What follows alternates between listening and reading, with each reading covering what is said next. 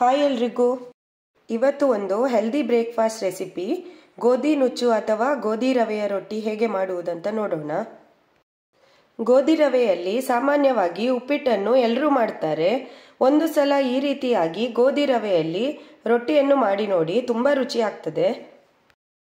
ಇಲ್ಲಿ ಮೊದಲಿಗೆ ಮಿಕ್ಸಿಗೆ 4 ಹಸಿಮೆಣಸು ಹಾಕಿ ಸ್ವಲ್ಪ ಕ್ರಷ್ ಮಾಡಿ ಇಟ್ಕೊಳ್ಬೇಕು. 1 ಕಪ್ ತೆಂಗಿನ ತುರಿ ಹಾಕಿ, ರುಚಿಗೆ ತಕ್ಕಷ್ಟು ಉಪ್ಪು, 1 ಸ್ಪೂನ್ ಬೆಲ್ಲದ ಪುಡಿ ಹಾಕಿ, ಅರ್ಧ ಗ್ಲಾಸ್ ನೀರು ಹಾಕಿ ತರಿತರಿಯಾಗಿ ಇದನ್ನು ಗ್ರೈಂಡ್ ಮಾಡಬೇಕು.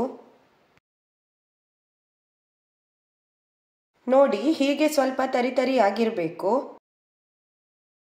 ಇದನ್ನು ಒಂದು ಪಾತ್ರೆಗೆ ಹಾಕಿ ಇದಕ್ಕೆ 1 ಸಣ್ಣ ಕಪ್ ಗೋಧಿ ರವೆಯನ್ನು ಹಾಕಿ. ಒಂದೇ ಸಲ ಎಲ್ಲ ಗೋಧಿ ರವೆಯನ್ನು ಹಾಕಲಿಕ್ಕೆ ಹೋಗೋದು ಬೇಡ.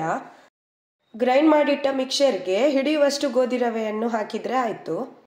ಇದಕ್ಕೆ 2 ಸ್ಪೂನ್ ಗೋಧಿ ಹಿಟ್ಟನ್ನು ಬೆರೆಸಬೇಕು. ಸ್ವಲ್ಪ ಹಿಂಗಿನ ನೀರನ್ನು ಕೂಡ ಹಾಕಿ. ಗೋಧಿ ಹಿಟ್ಟನ್ನು ಹಾಕುವುದರಿಂದ ರೊಟ್ಟಿ ತಟ್ಟುವಾಗ ಅದು ಒಡೆಯುವುದಿಲ್ಲ. ಇದೆಲ್ಲವನ್ನು ಚೆನ್ನಾಗಿ ಮಿಕ್ಸ್ ಮಾಡಬೇಕು. ಬೆರೆಸುವಾಗ ಗಟ್ಟಿ ಅಂತ ಅನಿಸಿದರೆ ಸ್ವಲ್ಪ ನೀರನ್ನು ಹಾಕಬಹುದು. ನೋಡಿ, ಹೀಗೆ ಉಂಡೆ ಕಟ್ಟುವ ಹದದಲ್ಲಿ ಇರಬೇಕು.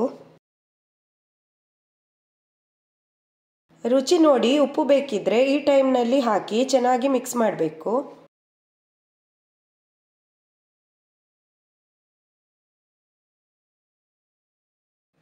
ಕಾವಲಿ ಬಿಸಿ ಆದಮೇಲೆ ಒಂದೊಂದೇ ಉಂಡೆಗಳನ್ನು ಹೀಗೆ ಇಟ್ಟು ಸಣ್ಣ ಸಣ್ಣ ರೊಟ್ಟಿಯನ್ನು ತಟ್ಟಬೇಕು. ಗೋಧಿ ರವೆಯಲ್ಲಿ ಸಾಮಾನ್ಯವಾಗಿ ಉಪ್ಪಿಟ್ಟನ್ನು ಎಲ್ಲರೂ ಮಾಡ್ತಾರೆ. ಒಂದು ಸಲ ಈ ರೀತಿಯಾಗಿ ಗೋಧಿ ರವೆಯಲ್ಲಿ ರೊಟ್ಟಿಯನ್ನು ಮಾಡಿ ನೋಡಿ, ತುಂಬ ರುಚಿ ಆಗ್ತದೆ.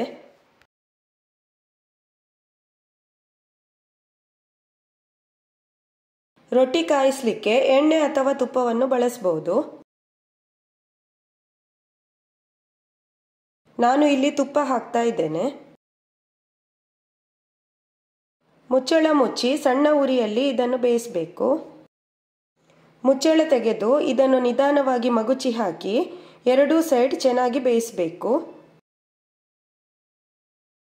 ಈ ರೊಟ್ಟಿ ಸ್ವಲ್ಪ ಸಿಹಿ ಸ್ವಲ್ಪ ಖಾರ ಆಗಿದ್ದು ರುಚಿ ತುಂಬ ಚೆನ್ನಾಗಿರ್ತದೆ.